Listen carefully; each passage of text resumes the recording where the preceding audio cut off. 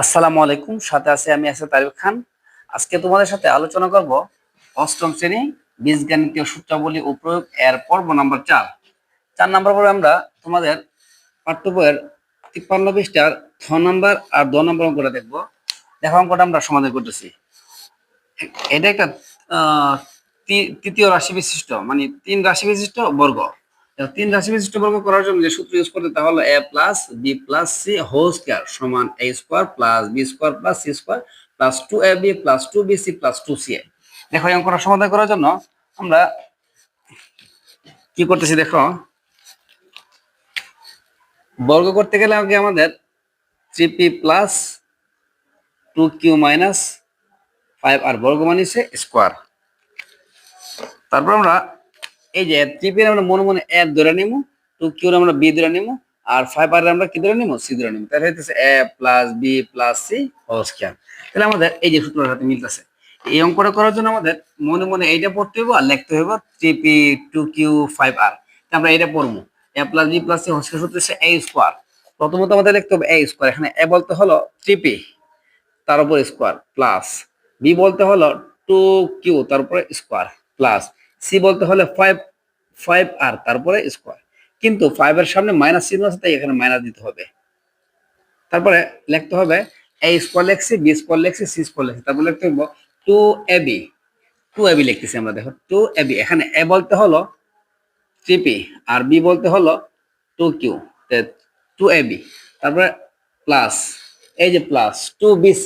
এখানে b বলতে হলো সূত্রের 2, এখানে b বলতে হলো 2q, আর r বলতে বোঝাই মাইনাসের 5 আর। মাইনাসের কোনো মান পাইলে আমরা এবার ব্র্যাকেট দিয়ে তুলবো।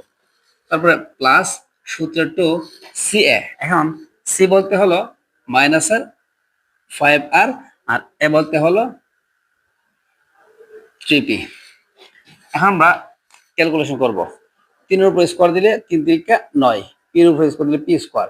এই স্কয়ারটা 2 এর উপর আছে, q এর উপর আছে। 2 এর উপর দিলে 2 দুগুণে 4, q এর উপর দিলে হবে q স্কয়ার। 5 এর উপর দিলে 5 5 25, r এর উপর দিলে r স্কয়ার। এখন 3 দুগুণে 6, 6 দুগুণে 12, p q। প্লাস মাইনাসে কি, প্লাস মাইনাসে মাইনাস। 2 দুগুণে 4, 4 5 20 QR। আবার প্লাসে মাইনাসে মাইনাস, 5 দুগুণে 10, 3 10 কত, 3 10 30 আর p। এ হলো এই অঙ্কের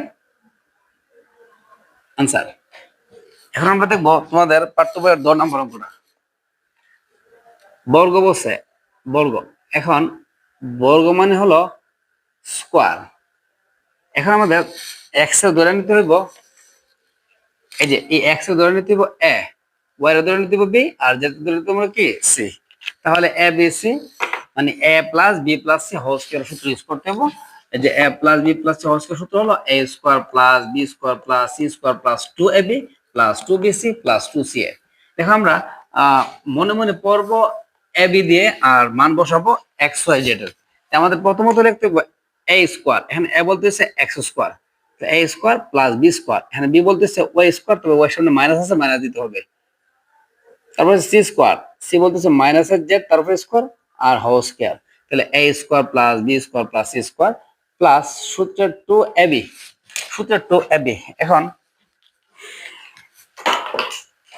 সূত্রের 2ab, 2 তো 2 এখানে a বলতে হলো x স্কয়ার, a বলতে হলো x স্কয়ার, b বলতে হলো মাইনাসের y স্কয়ার, প্লাস সূত্রের 2 প্লাস সূত্রের 2 bc 2bc। এখন b বলতে হলো মাইনাসের y স্কয়ার, c বলতেছে মাইনাসের z স্কয়ার, b বলতেছে মাইনাসের y স্কয়ার, c বলতে হলো মাইনাসের z স্কয়ার। এখন লাস্টে আছে প্লাস সূত্রের 2ca। এখন c বলতে হলো সূত্রের 2 লেখার পরে c বলতে হলো z স্কয়ার আর a বলতে হলো x স্কয়ার। তাইলে প্লাস সূত্রের 2ca, c বলতে হলো মাইনাস z স্কয়ার আর a বলতে হলো x স্কয়ার। দেখো, মানটা আমি লিখতেছি 2 দুগুণে 4, 2 দুগুণে 4। স্যার মাইনাসটা কোথায় গেল? পাওয়ার জোড়া থাকলে মাইনাস চিহ্ন দেওয়া লাগে না, পাওয়ার জোড়া থাকলে মাইনাস চিহ্ন বসে না। জেড 2 দুগুণে 4। এখন প্লাসে মাইনাসে হলো মাইনাস 2x² y²। তারপর এখানে কি হবে দেখো, প্লাসে মাইনাসে মাইনাস, আবার প্লাসে মাইনাসে যে মাইনাস হয়েছে এই মাইনাস আর এই মাইনাস, মাইনাস মাইনাস হয়ে যাবে প্লাস।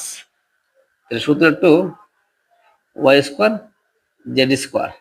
আবার প্লাসে মাইনাসে মাইনাস 2z² x²। এই হলো এই অঙ্কের আনসার। তোমাদের পাঠ্য বইয়ে উত্তরটা উলট পালট দিয়ে রাখতে পারে, মানে এইটা এই জায়গায় এইটা এই জায়গায় এমন ভাবে দিয়ে রাখতে পারে, এভাবে সাজা